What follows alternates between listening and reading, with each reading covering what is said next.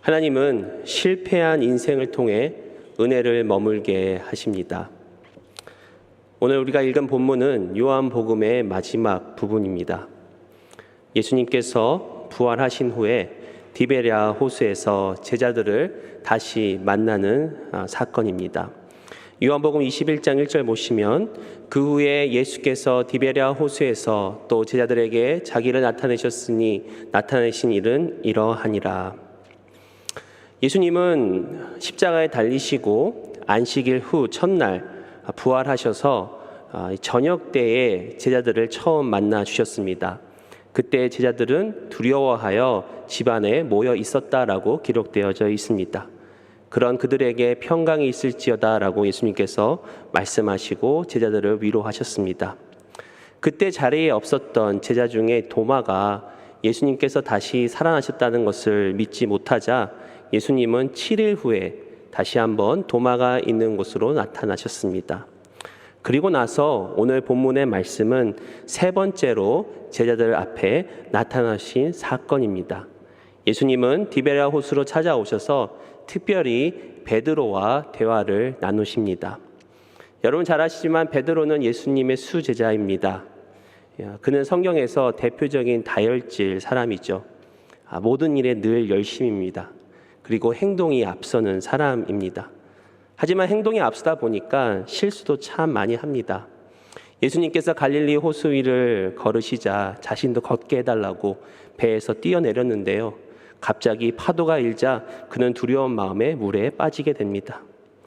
또 베드로는 예수님을 향해 주는 그리스도시요 살아계신 하나님의 아들이십니다 라는 위대한 고백을 하지만 곧바로 이어서 예수님께서 고난을 당하고 죽임을 당하실 것이다 라는 이야기를 하자 주여 그리 마옵소서라고 예수님을 붙들고 또 항변을 합니다. 이 급하고 불같은 성격 때문에 겟세마네에서 예수님을 잡으러 온 대제사장의 종의 오른편 귀를 칼로 쳐서 베어버립니다. 그럼에도 불구하고 베드로는 늘 자신이 있었습니다. 예수님께서 제자들에게 모든 제자들 너희가 다 나를 버릴 것이다 라고 그렇게 말씀하시지만 베드로는 자신은 결코 그러지 않겠다라고 그렇게 이야기를 합니다. 마태복음 26장 33절에 베드로가 대답하여 이르되 모두 주를 버릴지라도 나는 결코 버리지 않겠나이다. 그런데 예수님께서는 베드로에게 아니다. 너가 3번 나를 부인할 것이다. 마태복음 26장 33절에 예수께서 이르시되 내가 진실로 내게 이르노니 오늘 밤 닭 울기 전에 내가 3번 나를 부인하리라. 여기서 예수님께서요 진실로 내게 이르노니라고 베드로에게 말씀하십니다. 그 말 뜻은 아니다. 너는 분명히 나를 부인할 것이다. 그런데 베드로는 또다시 내가 주와 함께 죽을지언정 주를 부인하지 않겠나이다라고 더 확신 있게 예수님께 말을 합니다. 하지만 여러분 잘 아시지만 베드로는 결국 예수님을 3번 부인하였습니다. 그리고 예수님께서 십자가를 지고 가실 때 예수님을 버리고 도망쳤습니다. 그렇게 호언장담했지만 결국 실패하였습니다. 다른 사람은 몰라도 끝까지 자신은 예수님을 따르겠습니다라고 고백했던 베드로였기에 아마도 그만큼 실패감은 더 크게 다가오지 않았을까 생각이 듭니다. 베드로는 실패자죠. 그래서 예수님께서 부활하셨음에도 불구하고 베드로는 아직도 이 실패의 좌절에서 벗어나지 못합니다. 그래서 오늘 본문의 이 디베랴 호수, 즉 자신이 예수님을 만나기 전 예전의 어부의 모습으로 다시 돌아갑니다. 이 실패의 좌절에서 다시 옛날로 돌아가는 그러한 나약한 인간의 모습입니다. 하지만 베드로는 이마저도 자신의 뜻대로 되지 않습니다. 요한복음 21장 3절 보시면 시몬 베드로가 나는 물고기 잡으러 가노라 하니 그들이 우리도 함께 가겠다 하고 나가서 배에 올랐으나 그날 밤에 아무것도 잡지 못하였더니 그는 다시 예전의 어부 생활로 돌아가 밤새 물고기를 잡았지만 결국 한 마리도 잡지 못하는 그러한 실패를 경험하죠. 물론 예수님을 따르느라고 3년 동안의 공백 기간이 있었습니다. 하지만 한때는 베드로도 잔뼈 굵은 그런 어부였습니다. 그런 그가 물고기를 한 마리도 잡지 못한 그러한 실패를 경험하는 것이죠. 거듭해서 실패의 실패를 경험한 베드로는 좌절에 빠지게 됩니다. 하지만 그때 예수님은 베드로를 찾아오셨습니다. 그리고 예수님은 베드로에게 은혜를 베풀어 주시고 베드로를 다시 회복시키셨습니다. 은혜에는 흘러가는 은혜가 있습니다. 그리고 동시에 은혜는 머무는 은혜가 있습니다. 하나님의 은혜는 모든 사람에게 흘러갑니다. 그리고 우리는 그 은혜로 인하여 믿음으로 말미암아 예수님을 영접하고 하나님의 자녀가 되었습니다. 우리는 더 이상 죄의 저주 안에 있지 않고 영원한 생명을 누리게 되었습니다. 하지만 하나님의 은혜는 여기서 끝이 아닙니다. 우리를 구원하신 흘러가는 하나님의 은혜 외에도 지금 이 순간 우리와 함께 하시는 머무는 은혜가 있습니다. 머무는 은혜는 우리를 붙잡고 매 순간 우리를 돕는 은혜입니다. 머무는 은혜는 우리를 위로하고 우리에게 새 힘을 주고 우리를 회복시켜 주시는 은혜입니다. 여러분 혹시 운칠기삼이라는 말을 들어보신 적 있습니까? 세상의 모든 일에는 운이 7할 그리고 재주가 3할이라는 말로 운칠기삼이라는 말이 있습니다. 여러분 잘 아시는 축구 선수 손흥민 선수의 아버지 이 손흥정께서 이 아들에게 해준 말입니다. 우리가 잘해서 이렇게 잘된 것이 아니라 운이 좋아서 우리를 도운 것이다. 그래서 늘 아들에게 겸손을 가르쳤다고 하지요. 그런데 우리 삶을 돌아보면 맞는 것 같습니다. 물론 우리가 열심히 노력하고 잘해서 잘 되는 것도 있지만 때로는 더 운이 더 좋아서 잘 되는 경우가 더 많습니다. 그런데 예수 그리스도를 믿는 우리에게는 운칠기삼보다는 은칠기삼, 즉 은혜는 7할, 재주가 3할, 더 나아가서 은구기일, 은혜가 90%, 재주가 10%, 그러한 인생이 바로 저와 여러분의 인생이 되는 줄 믿습니다. 그래서 우리는 날마다 은혜 없이는 살아갈 수가 없다라고 주님께 고백을 합니다. 우리는 누구나 다 크고 작은 실패를 하죠. 특별히 이 미국의 이민자로 살아가면서 누구나 한 번은 다 이 크고 작은 실패를 경험하는 것 같습니다. 혹시 여러분 가운데 아직까지 실패를 경험하지 못한 분 계시면 손을 한번 들어보시겠습니까? 네, 아무도 없으시군요. 그런데 우리 자녀들도 마찬가지입니다. 특별히 요즘에 이 고등학교 이제 3학년, 이제 12학년 학생들이 이제 대학을 막 진학하는 그런 시간이라 이 대학에 들어가고 안 들어가고 이런 이제 어떻게 보면 이제 실패를 또 경험하는 그런 시간인데요. 제 둘째 딸이 작년에 있었던 일입니다. 그 당시에 초등학교 2학년이었는데 본인이 가고 싶었던 학교 프로그램에 이렇게 지원을 하고 시험을 봤습니다. 그런데 그 시험에서 떨어져서 지원하는데 안 됐습니다. 그래서 안 되었다고 학교에서 통보를 받는 날 제가 아이를 학교에서 차로 이제 집으로 데리고 오는데 뒤에 백밀러를 보니까 아이의 눈에서 이 닭똥 같은 눈물이 뚝뚝뚝 떨어지는 거예요.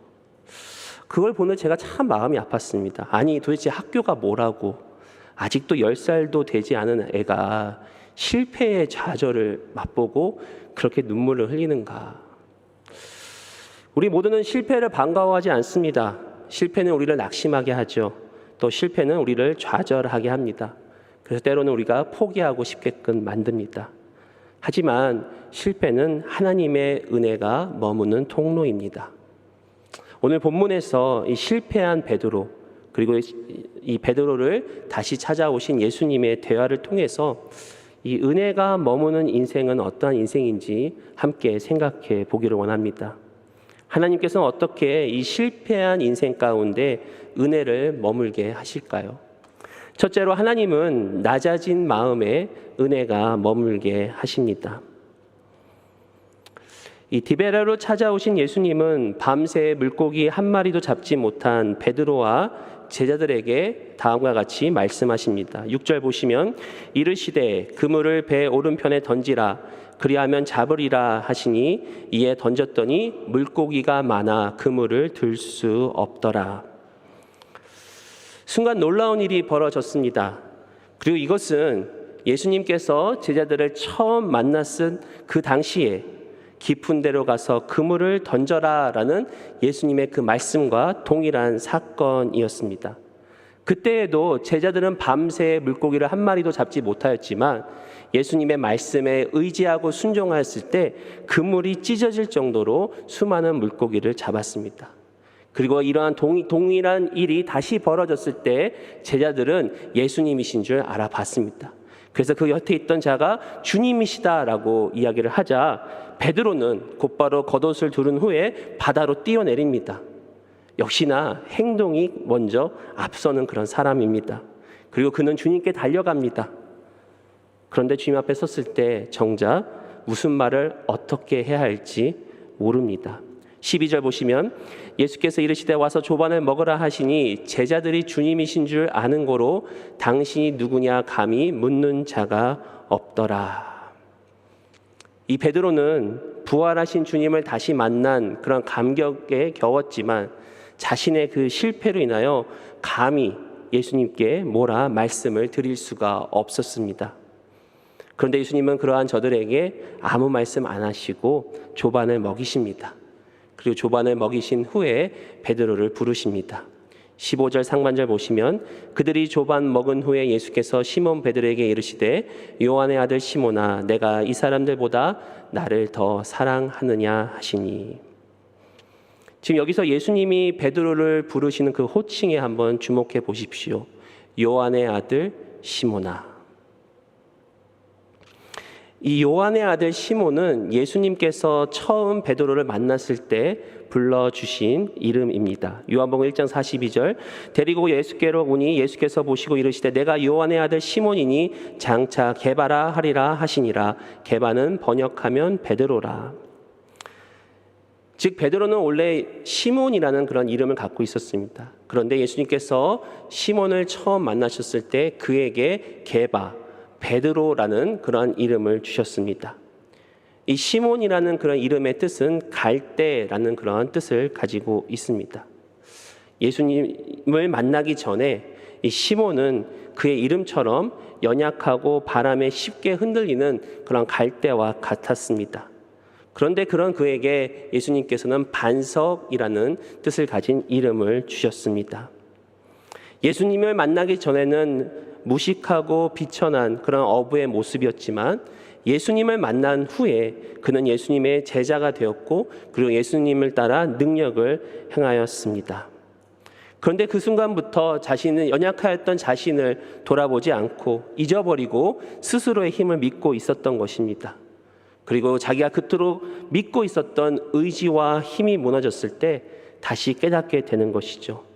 나는 시몬이었구나. 비록 예수님께서 나에게 베드로라는 이름을 주셨지만 나는 결국은 시몬이었구나. 내 안에는 어떠한 선한 것도 어떠한 능력도 없구나. 우리는 실패를 경험할 때 깨어짐을 또한 경험하게 됩니다. 우리는 깨어질 때 실망과 좌절과 고통을 경험합니다. 철저히 낮아진 마음의 상태로 들어갑니다. 그리고 그때서야 비로소 깨닫는 것이 우리 자신에게는 어떠한 힘과 능력이 없고 오직 예수님께만 능력이 있구나. 즉 바로 다시 은혜로 우리는 돌아가게 되는 것입니다. 찰스 스윈돌 목사님은 은혜는 자격 없는 우리에게 주시는 하나님의 호이며 또 우리는 자신의 부족함을 인정하고 하나님께 은혜를 간구해야 한다고 말합니다. 하나님의 거룩한 말씀에 근거하여 나는 우리의 부족을 인정하고 하나님의 은혜를 구하자고 간구한다. 무엇을 이루었고 얼마나 열심히 했는가에 근거하여 천국행 차표를 얻겠다는 인위적인 노력을 중지하고 공공연히 우리의 영적 파산을 선언하고 하나님의 값없이 주시는 은혜를 받아들일 것을 제안한다. 예수님과 3년 동안 함께 지냈던 베드로처럼 우리가 교회에 나와서 오랫동안 신앙생활을 하고 또 교회에 있는 여러 제자 훈련 프로그램을 마치고 또 교회에서 여러 가지 직분과 책임을 맡게 되면 어느 순간부터 우리는 하나님의 은혜를 잊어버리고 우리 스스로의 힘을 의지하게 된다는 것이죠. 또한 나름대로 지금까지 해왔던 경험 또 자신감도 생기게 됩니다. 하지만 우리를 스스로 과신하였을 때 하나님은 우리의 깨어짐을 통해서 또 실패를 통해서 우리의 마음을 낮추십니다. 그리고 깨어지고 낮아진 마음을 통해서 다시 은혜로 돌아가게 하십니다. 우리의 마음은 하나님의 은혜를 담는 그릇과 같습니다. 마치 바다가 낮은 곳에서 많은 물을 담고 있듯이 우리의 마음이 낮아질 때 하나님의 더 많은 은혜를 더 오래 담게 되는 것입니다. 실패하고 마음이 깨지고 낮아질 때 그것이 바로 우리의 그릇이 더 넓어져서 더 많은 은혜를 담는 하나님의 시간임을 믿습니다. 두 번째로 하나님은 친밀함을 통해 은혜를 머물게 하십니다. 예수님께서 베드로에게 요한의 아들 시몬아 라고 말씀을 하시고 다음과 같이 질문하십니다. 15절 보시면 이르시되 요한의 아들 시몬아 내가 이 사람들보다 나를 더 사랑하느냐. 자신을 3번 부인했고 자신을 떠나 도망쳤던 베드로에게 다시 오셔서 예수님은 첫 질문을 하십니다. 내가 나를 사랑하느냐. 우리 같았으면은 왜 그랬니? 내가 뭐라고 그랬니? 라고 꾸짖고 책망할 것 같은데 예수님은 이 베드로의 그 마음 깊은 곳에 아직도 남아있는 예수님의 그 사랑을 다시 한번 확인시키십니다. 또한 예수님은 베드로에게 3번 연달아 네가 나를 사랑하느냐라고 질문을 하시면서 3번 예수님을 부인했던 그런 베드로를 다시 한번 회복을 시켜줍니다. 특별히 내가 이 사람들보다 나를 더 사랑하느냐라고 질문하신 데에는 여러 사람들 중에 한 사람으로서 나를 사랑하느냐가 아니라 가장 높은 우선순위로서 나를 사랑하느냐라고 예수님께서 질문을 하십니다. 그때 베드로는 다음과 같이 고백합니다. 15절 보시면 주님 그러하나이다. 내가 주님을 사랑하는 줄 주님께서 아시나이다. 비록 예수님을 한때는 부인했고 또 예수님의 제자로서 실패하였지만 베드로는 여전히 예수님을 사랑했습니다. 그리고 그의 답변에서는 예수님을 향한 친밀한 사랑을 보여줍니다. 내가 주님을 사랑하는 줄 주님께서 아시나이다라고 그가 고백했을 때 실제로는 이 예수님을 2인칭 단수로 그가 표현을 했습니다. 그래서 이 고백의 정확한 표현은 다음과 같습니다. 내가 당신을 사랑하는 줄 당신께서 아시나이다.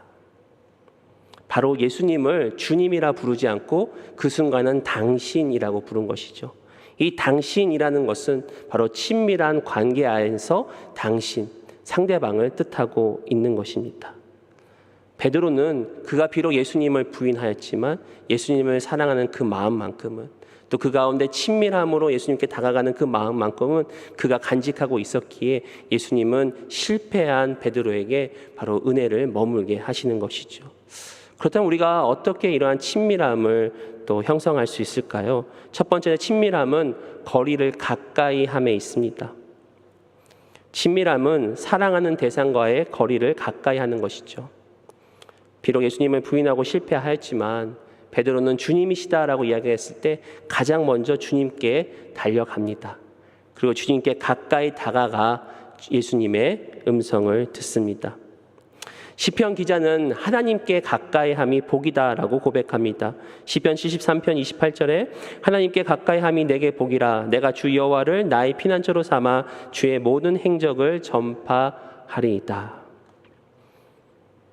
예수님을 사랑했던 여인 중에 마르다의 동생 마리아가 있습니다. 그는 예수님께서 집에 찾아오셨을 때 예수님의 발치에 앉아 가까이서 예수님의 음성을 들었습니다. 예수님은 그때 마리아에게 너가 좋은 것을 택하였다라고 말씀하십니다. 또한 예수님께서 십자가에 달리시기 일주일 전에 마리아는 예수님께 가까이 다가가 예수님의 머리에 값비싼 향유를 붓습니다. 그때도 예수님은 네가 좋은 일, 탁월한 일을 하였다라고 칭찬하십니다. 우리는 팬데믹 때 새로운 단어를 접했습니다. 소셜 디스턴스, 사회적 거리두기죠. 서로의 건강을 위해서 또 안전을 위해서 이 거리두기가 익숙해진 그런 시대에 살고 있습니다. 그래서인지 요즘에 부부 사이에도 이런 사회적 거리두기를 한다는 말을 들은 적이 있습니다. 어느 부부와 일주일 전에 교제를 하는데 이 잠을 잘 때 이게 사회적 거리두기를 유지해야 된다고. 그래서 이 남편이 자다가도 아내가 중간선을 넘어오면은 얼른 깨서 다시 이렇게 좀 민다고 합니다. 사회적 거리를 두기는 거죠. 그런데 한번 생각해 봤습니다. 혹시 하나님과의 거리도 그러지 않은가? 이 소셜 디스턴스가 아니라 스피리추얼 디스턴스, 영적 거리가 우리가 팬데믹을 통해 조금 멀어져 가고 있지는 않은가? 다시 한번 우리 자신을 돌아보면서 친밀함은 가까이 함에 있기 때문에 우리가 주님께 더욱더 가까이 다가가야 할 때 하나님께서 우리에게 은혜를 부어주신 줄 믿습니다. 두 번째로 친밀함은 만남의 횟수를 늘림에 있습니다. 친밀함은 서로를 알아갈 때 더해지죠. 그리고 서로를 알기 위해서는 함께하는 시간을 더해 가야 합니다. 호세아 선지자는 우리가 하나님을 알되 힘써 알자라고 그렇게 이야기합니다. 6장 3절 보시면 그러므로 우리가 여호와를 알자 힘써 여호와를 알자 그의 나타나심은 새벽빛같이 어김없나니 비와 같이 땅을 적시는 늦은 비와 같이 우리에게 임하시리라 하니라. 여호와를 알자 힘써 알자. 여기서 하나님을 안다는 것은 친밀함의 경험에서의 알을 뜻합니다. 이 알다라는 단어 안에는 부부 사이의 친밀한 관계의 뜻을 담겨져 있습니다. 그런데 베드로도 예수님께 고백할 때 이렇게 고백합니다. 15절 보시면 내가 주님을 사랑하는 줄 주님께서 아시나이다. 그러니까 베드로가 예수님을 사랑한다라고 고백한과 더불어서 예수님도 아십니다. 바로 베드로와 지난 3년 반 동안의 친밀한 관계 가운데 있었던 그 관계, 함께했던 그런 생활 시간의 횟수를 더해갔던 그 친밀함이 바로 예수님도 알지 않으십니까? 그 경험을 이야기를 하는 것이죠. 이 달라스 윌라드 교수님은 친밀함에서 이렇게 말씀합니다. 친밀함은 경험의 나눔이다. 다시 말씀드려서 친밀한다는 것은 함께 경험했던 그 경험들이 바로 친밀함이라는 것이죠. 그러면 우리는 예수님과 함께하는 시간의 횟수를 늘려나갈 때 주님을 더 알고 하나님을 경험하게 되는 것입니다. 지속적으로 주님과의 교제의 시간을 가지시기 바랍니다. 중요한 것은 일상입니다. 매일의 삶 가운데서 기도와 말씀으로 주님과의 만남의 시간의 횟수를 더해 가시길 바랍니다. 그랬을 때 예수님의 은혜가 우리 가운데 머물 줄 믿습니다. 세 번째 친밀함은 하나님의 뜻을 행함에 있습니다. 예수님께서 베드로의 사랑의 고백을 들은 후에 베드로에게 다시 한번 사명을 주십니다. 21장 15절 하반절 보시면 요한의 아들 시몬아 내가 이 사람들보다 나를 더 사랑하느냐 하시니 이르되 주님 그러하나이다. 내가 주님을 사랑하는 줄 주님께서 아시나이다. 이르시되 내 어린 양을 먹이라 하시고. 예수님께서 베드로에게 두 번째 질문을 하신 후에는 내 어린 양을 치라고 말씀하십니다. 16절 하반절 보시면 이르시되 내 양을 치라 하시고, 내 어린 양을 먹이라, 내 양을 치라 하는 것은 앞으로 베드로가 사도와 목자로서 감당해야 할 사명, 즉 하나님께서 그를 향한 주신 하나님의 뜻입니다. 예수님은 먼저 실패한 베드로의 낮은 자존감을 사랑으로 회복시키셨습니다. 그리고 베드로를 처음 만났을 때 주셨던 사람을 낚는 어부가 되게 하는 부르심을 회복시키셨습니다. 베드로에게 양을 먹이고 치는 일은 곧 성도를 돌보는 일입니다. 그들을 영적으로 돌보는 일이 바로 하나님의 뜻입니다. 우리는 일반적으로 사랑하는 사람이 좋아하는 것을 해주고 싶어 합니다. 그리고 사랑의 관계가 더 친밀할수록 상대방이 원하는 것을 알려고 하고 또 해주려고 합니다. 마찬가지로 우리가 예수님을 사랑할 때 예수님의 뜻을 깨닫고 예수님의 뜻을 행하는 것입니다. 요한복음 14장 21절에 나의 계명을 지키는 자라야 나를 사랑하는 자니 나를 사랑하는 자는 내 아버지께 사랑을 받을 것이요 나도 그를 사랑하여 그에게 나를 나타내리라. 하나님의 은혜는요, 하나님의 뜻을 행하는 사람에게 무음입니다. 근데 여기서 중요한 순서가 있습니다. 먼저는 사랑입니다. 먼저는 친밀한 교제입니다. 다시 말씀드려서 예수님과의 친밀한 사랑이 먼저 형성되었을 때 억지로 강제적으로 하나님의 뜻을 행하는 것이 아니라 자발적으로 기꺼이 주님의 뜻을 행합니다. 제가 요즘에 집에서 하는 훈련이 있습니다. 설거지라는 훈련입니다. 아시면 아시겠지만 저희가 좀 식구가 많다 보니까 저녁 식사 때마다 이 설거지 양이 장난이 아닙니다. 근데 요즘에는 거의 이제 매일 같이 하려고 많이 노력을 합니다. 그래서 그런지 손가락에 좀 습진이 생겨가지고 약간 아픈데 때로는 참 힘듭니다. 이제 교회에서 사역하고 돌아오면서 또 이 남은 설거지를 하려고 하니 참 힘이 들 때도 있지만 그때마다 저의 자신에게 동기가 되는 생각이 있습니다. 무슨 생각일까요? 내가 설거지를 안 하면 내 아내가 굉장히 화를 낼 거야. 내든지 집안 분위기 이상해질 것 같은데 라는 그런 생각을 할 수도 있겠지만 물론 그것도 합니다. 근데 더 나아가서는 내가 설거지를 안 하면 우리 아내가 힘들 거야. 아침마다 이제 또 아이들 밥을 도시락을 싸줘야 되는데 다음날 아침에 우리 아내가 힘들 거야. 그러니까 아내가 힘들지 않도록 다시 말해서 아내를 사랑하니까 자다가도 벌떡 일어나서 설거지를 한 적도 있습니다.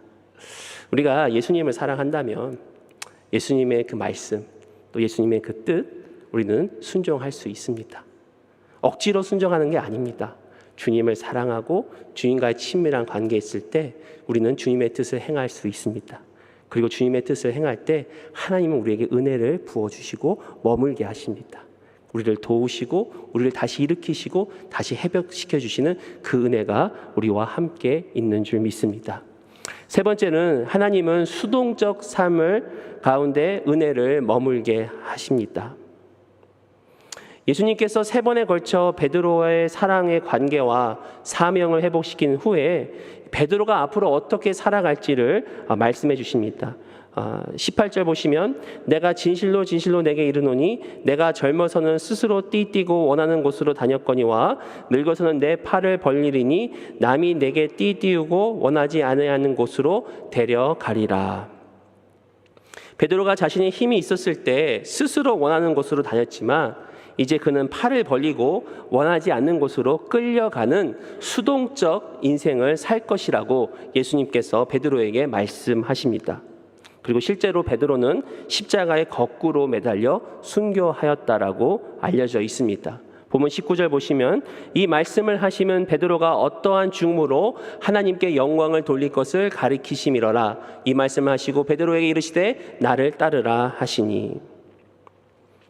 다시 회복하여 사명을 받은 베드로에게 예수님께서는 그가 앞으로 이제는 수동적 인생을 살 것이며 예수님을 다시 따르는 삶을 살라라고 말씀하십니다. 수동적 삶이란 예수님을 따르는 삶입니다. 수동적 삶이란 예수님으로 사는 삶입니다. 예수님께서 베드로를 마지막으로 회복시키셔서 이제는 그의 삶이 아닌 예수를 따라가며 예수로 사는 인생이 되게 하셨습니다. 또한 수동적 삶이란 예수님을 주인으로 모시는 삶입니다. 지금까지 나의 뜻대로 살았던 삶에서 예수님을 진정한 우리의 주인으로 모시는 삶입니다. 예수님이 주인이 되신다는 삶은 바로 우리 인생의 주어가 내가 아닌 예수님으로 바뀌는 그러한 삶입니다. 더 이상 내가 하는 것이 아니라 주님이 하는 것입니다. 더 이상 내가 가는 것이 아니라 예수님께서 우리와 함께 가시는 것입니다. 바로 이러한 예수님이 주인 되는 삶이야말로 하나님께서 원하시는 수동적 삶입니다. 또한 수동적 삶이란 예수님을 전적으로 의지하는 삶입니다. 하나님은 우리가 예수님을 전적으로 의지하는 삶을 살게 하십니다. 그리고 예수님을 전적으로 의지할 때 하나님은 우리를 도와주십니다. 우리의 자신을 내려놓고 우리의 의지와 힘을 내려놓고 주님께 우리 자신을 전적으로 맡길 때 바로 우리 안에 하나님의 은혜가 머물게 되는 것이죠. 유진 피터슨 목사님은 이렇게 말씀합니다. 그리스도인의 삶은 하나님이 우리를 보살피시도록 전적으로 맡기는 것입니다. 기도와 예배와 신뢰와 사랑의 실천에 숫달될수록 우리는 점점 더 받는 자가 되고 우리의 삶을 선물과 은혜로 경험하게 됩니다. 우리가 교회 생활을 더 하면 할수록 우리 스스로 무엇을 하는 것이 아니라 우리는 점점 더 주님께 받는 자가 되고 바로 전적으로 하나님을 의지하고 하나님께 맡길 때 바로 선물과 하나님의 은혜를 경험하게 되는 줄 믿습니다. 세 번째, 그 다음으로 수동적 삶은 오직 예수님께만 초점을 맞추는 삶입니다. 우리가 수동적 삶을 살 때 더 이상 우리 자신이나 다른 사람을 보는 것이 아니라 오직 예수님께 초점을 맞춥니다.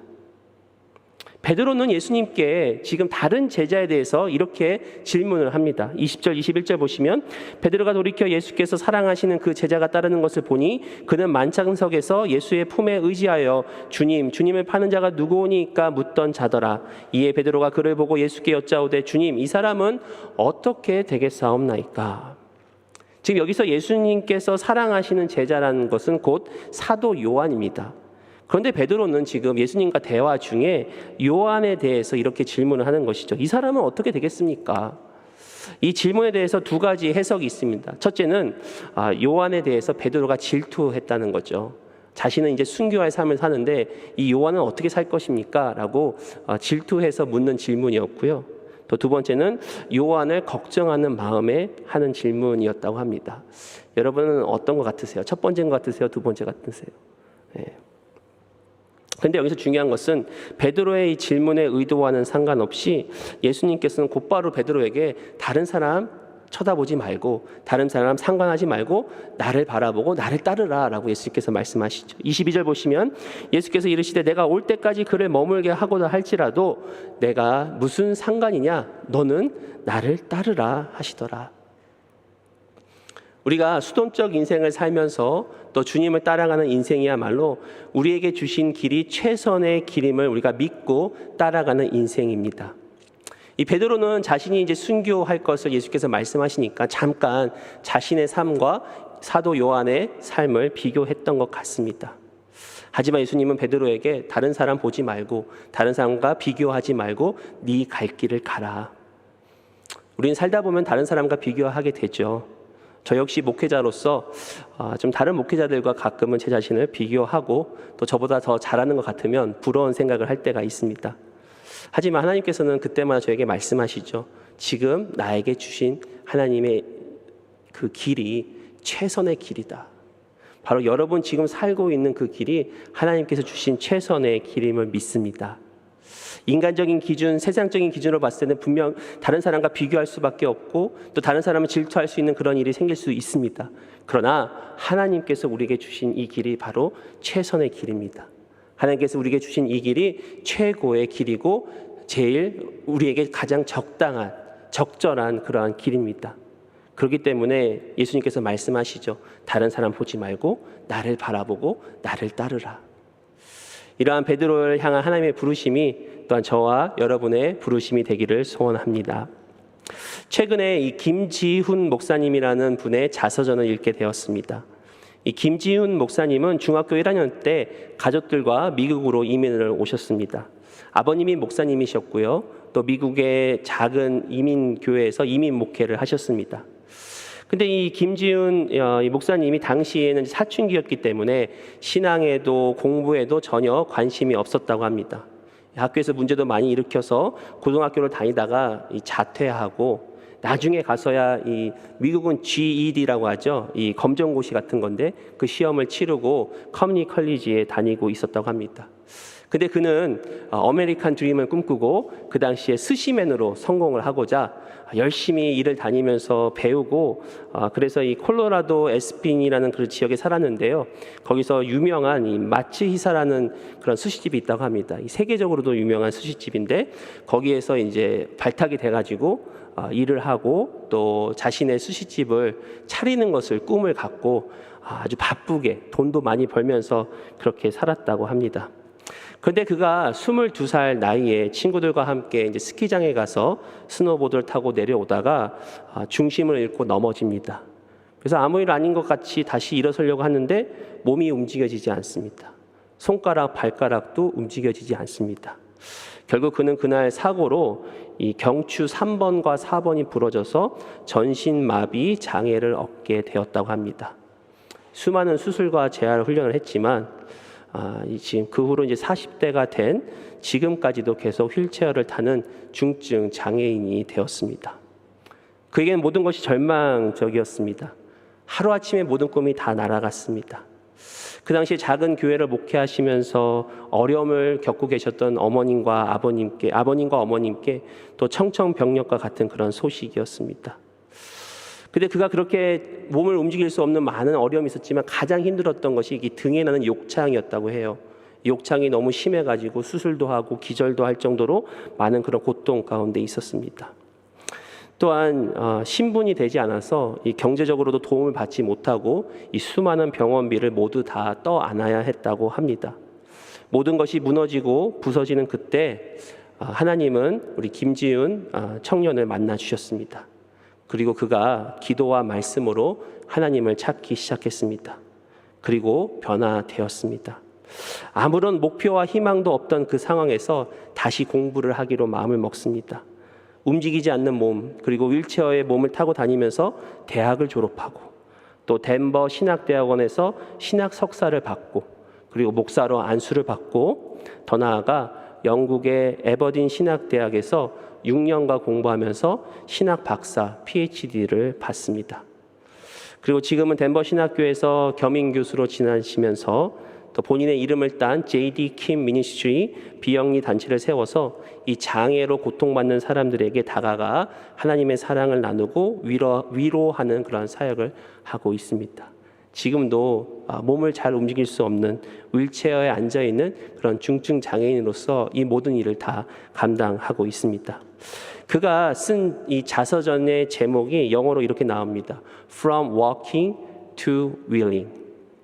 그동안 걸어 다녔던 인생에서 이제는 휠체어에 앉아서 가는 그런 인생이죠.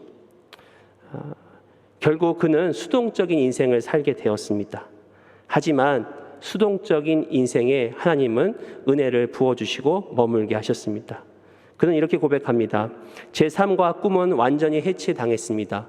저의 삶의 모든 것이 무너져 내렸습니다. 하지만 하나님은 저의 이기적이고 욕망에 가득 찬 꿈을 완전히 해체하시고 하나님의 새로운 꿈을 주셨습니다. 비록 걷지 못하고 휠체어에 앉아서 수동적 인생이 되었지만 하나님의 은혜가 그에게 머물어 이제는 더 이상 자신의 이기적이고 욕망적인 꿈이 아닌 하나님의 꿈을 이루며 살아가는 우리 김지훈 목사님의 삶이 우리에게 깊은 울림을 줍니다. 말씀을 마칩니다. 성령 충만함으로 은혜가 스며드는 인생이 되시기를 빕니다. 실패로 인하여 낮아진 마음에는 은혜가 머뭅니다. 하나님을 진정으로 사랑하고 하나님과의 친밀한 교제 가운데 있는 인생에 하나님의 은혜가 머뭅니다. 부서짐으로 인하여 수동적으로 예수님을 따라가는 인생의 은혜가 머뭅니다. 하나님의 은혜는 머무는 데서 끝나는 것이 아닙니다. 하나님의 은혜는 우리 안에 머물러 있을 때 우리에게로 스며 들어갑니다. 그리고 그 은혜가 우리에게 스며들어 우리를 회복하고 우리로 하여금 주님을 닮아가도록 하십니다. 은혜가 스며드는 삶은 성령 충만한 삶입니다.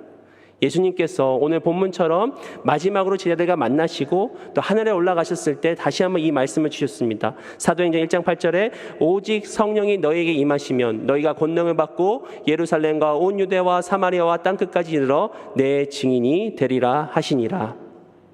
성령님께서 제자들에게 임하셨을 때 그들은 다시 일어설 수 있었습니다. 그들은 담대히 나가 예수님의 증인이 되었습니다. 더 이상 실패자의 인생이 아니라 승리자의 인생을 살게 되었습니다. 그럼 우리가 간구해야 될 것은 바로 성령의 충만함입니다. 우리의 힘으로 될 수 없는 것들이 성령의 충만함과 성령의 능력으로 가능케 되는 줄 믿습니다.